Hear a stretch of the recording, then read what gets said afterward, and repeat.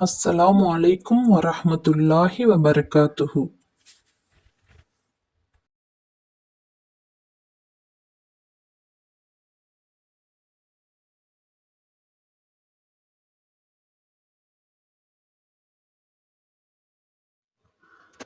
அவ்வாறிருந்தும் அவர்களில் சிலர்தான் அவ்வேதத்தை நம்பிக்கை கொண்டார்கள். மற்றவர்கள் அதை நிராகரித்து விட்டார்கள்.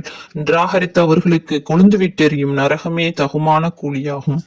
எவர்கள் நம் இவ்வேத வசனங்களை நிராகரிக்கிறார்களோ அவர்களை நிச்சயமாக நாம் மறுமையில் நரகத்தில் சேர்த்து விடுவோம்.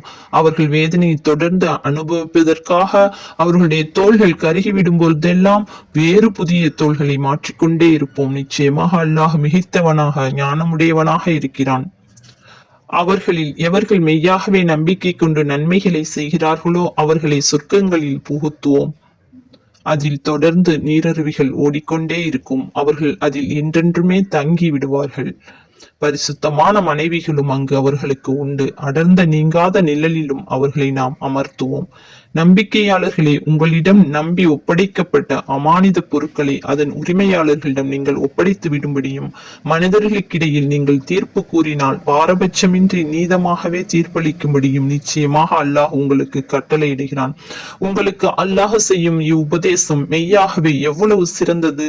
நிச்சயமாக அல்லாஹ் செவியுறுபவனாக உற்று நோக்குபவனாக இருக்கிறான்.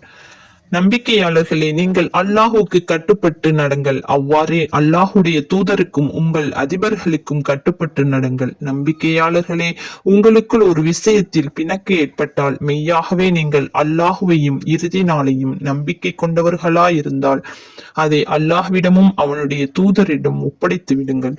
அவர்களுடைய தீர்ப்பை நீங்கள் மன திருப்தியுடன் ஒப்புக்கொள்ளுங்கள். இதுதான் உங்களுக்கு நன்மையும் அழகான முடிவும் ஆகும்.